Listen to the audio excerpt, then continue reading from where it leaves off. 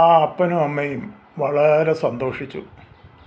തങ്ങളുടെ മകൾക്ക് ഇങ്ങനൊരു വിവാഹോലോചന വന്നതിൽ അവർക്ക് അതിയായ സന്തോഷമാണ്. മകളെ എങ്ങനെ വിവാഹം കഴിച്ച് വിടും, അല്ലെ ആരെ കണ്ടെത്തും എന്നുള്ളതായ ഒരു പ്രയാസം അവരുടെ മനസ്സിലുണ്ടായിരുന്നു. എന്നാൽ ആ പ്രയാസങ്ങളെല്ലാം മാറി അവരുടെ മകൾക്ക് നല്ലൊരു വരനെ കിട്ടി. ആ വിവാഹം നടന്നു. സ്ഥലത്തെ നല്ലൊരു പണക്കാരനാണ് വറീദ് മുതലാളി. വറീദ് മുതലാളിയുടെ മകനാണ് ജോൺസൺ. ജോൺസണെക്കുറിച്ച് കൂടുതലൊന്നും ഈ അപ്പനും അമ്മയും അന്വേഷിച്ചില്ല. തങ്ങളുടെ മകൾക്ക് നല്ല ഒരു വരൻ, അല്ലെങ്കിൽ നല്ലൊരു ഭർത്താവ്, ഇതിനപ്പുറത്ത് അവരൊന്നും ചിന്തിച്ചില്ല. അങ്ങനെയാണ് വിവാഹം നടന്നത്. തങ്ങളുടെ കഷ്ടപ്പാട് കണ്ട് ദൈവം ഒരുക്കിയ ഒരു വഴിയാണെന്ന് അവർ ചിന്തിച്ചു.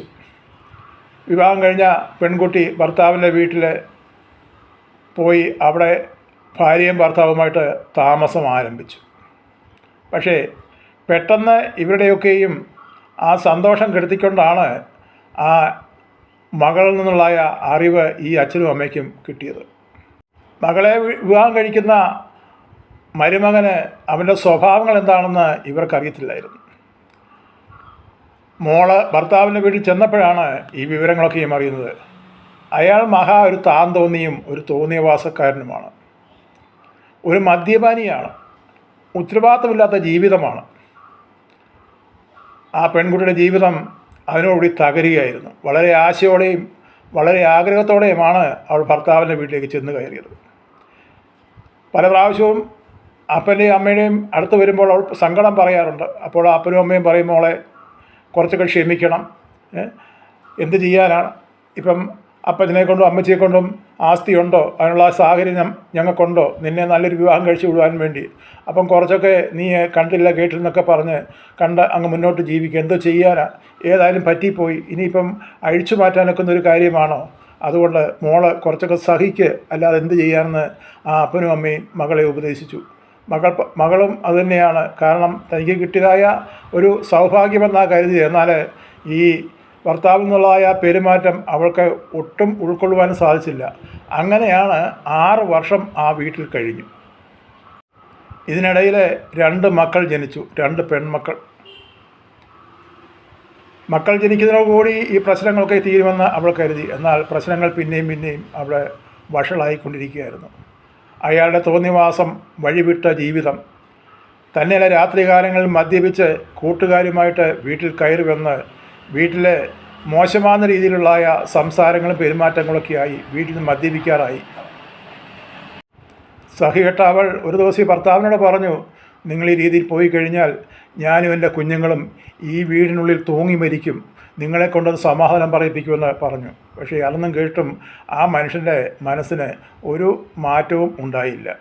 അയാൾ പറഞ്ഞു, നീ അങ്ങ് തൂങ്ങി മരിക്കടി, നീ തൂങ്ങി മരിച്ചാൽ ഞാൻ പോയി വേറെ വിവാഹം കഴിക്കും, എനിക്ക് പണമുണ്ട് ഇഷ്ടം പോലെ, അതുകൊണ്ട് എനിക്ക് പെണ്ണിന് യാതൊരു പഞ്ഞവും വരികയില്ല, നീ നിൻ്റെ മക്കളും പോടിയെന്നും പറഞ്ഞ് പല പ്രാവശ്യവും ഇവരെ ആട്ടിയിറക്കുന്ന ഒരു അവസ്ഥയിലേക്ക് വന്നു.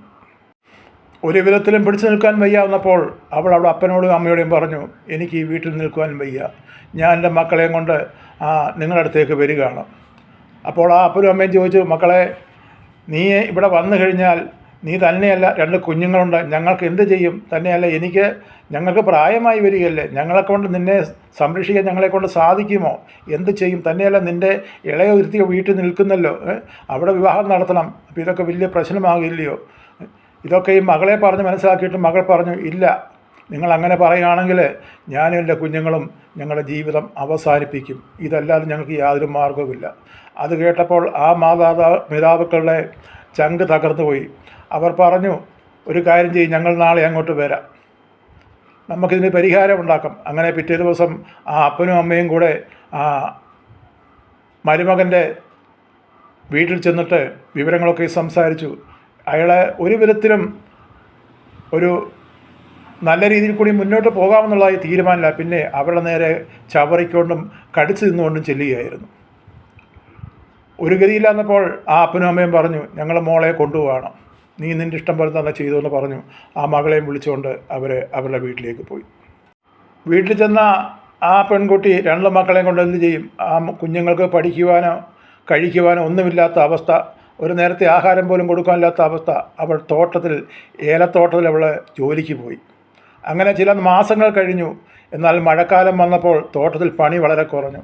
ഓരോ ദിവസത്തെ കാര്യങ്ങൾ എങ്ങനെ മുന്നോട്ട് പോകുന്നതായ ആ രീതിയിൽ അവൾ ആകെപ്പാടെ സങ്കടപ്പെട്ടു. തൻ്റെ കുഞ്ഞുങ്ങളുടെ ആ വയറൊരു നേരമെങ്കിലും നല്ലപോലെ ഒന്ന് നിറച്ച് കൊടുക്കുക, അല്ലെ അവരുടെ വയറ്റിൽ അവർക്ക് ആവശ്യമാകുന്ന വിശപ്പടക്കത്ത രീതിയിൽ ഒരു നേരത്തെ ആഹാരം ഉണ്ടാക്കി കൊടുക്കാൻ തന്നെ കൊണ്ട് കഴിയുന്നില്ലല്ലോ. അവൾ ആകെപ്പാടെ ചിന്തിച്ചു, എന്തോ ഒരു ജീവിതമാണെൻ്റെ, എല്ലാവർക്കും നല്ല ജീവിതം കിട്ടുന്നല്ലോ, എനിക്ക് മാത്രം എന്താണ് ഇങ്ങനെയൊന്ന് സംഭവിച്ചത്. അവൾ വളരെയേറെ വിമ്മിഷ്ടപ്പെട്ടു, വിങ്ങിക്കരഞ്ഞു. ഒടുവിൽ അവൾ തീരുമാനിച്ചു, വേണ്ട, ഈ ജീവിതം വേണ്ട. എൻ്റെ കുഞ്ഞുങ്ങൾ, ഞാൻ മാത്രം മരിച്ചു കഴിഞ്ഞാൽ എൻ്റെ കുഞ്ഞുങ്ങൾ അനാഥരായിപ്പോവും. അതുകൊണ്ട് എൻ്റെ കുഞ്ഞുങ്ങളും ഞാനും ഈ ഭൂമിയിലെ ജീവിതം മതിയാക്കി ഞങ്ങൾ ഇവിടുന്ന് പോവുകയാണ്. അവളെ ഒരു കത്ത് ആ രാത്രി എഴുതി വെച്ചിട്ട് അവൾ കുഞ്ഞുങ്ങളെയും വിളിച്ചുകൊണ്ട് അവൾ മുറ്റത്തിറങ്ങി. നേരം വെളുത്തപ്പോൾ ആ നാട്ടുകാർ കാണുന്ന കാഴ്ച, ആ മുറ്റത്തിരിക്കുന്ന പറങ്കിയുടെ ഒരു ശിഖരത്തിൽ ഒരു സാരിയുടെ അറ്റത്ത് 2 കുഞ്ഞുങ്ങളും ഈ പെൺകുട്ടിയുമായിട്ട് തൂങ്ങി മരിച്ചു കിടക്കുന്ന കാഴ്ചയാണ് കണ്ടത്. ഇത് കണ്ടവർ നെഞ്ചത്തടിച്ചു കരഞ്ഞു. എന്ത് ചെയ്യാനാണ്? ഒന്ന് ഓർത്ത് നോക്കുക. നമുക്ക് എത്ര ആഗ്രഹത്തോടാണ് മകളെ വിവാഹം കഴിച്ച് വിട്ടത്. പക്ഷേ എന്ത് ചെയ്യാം, ഇങ്ങനെ സംഭവിച്ചില്ലയോ?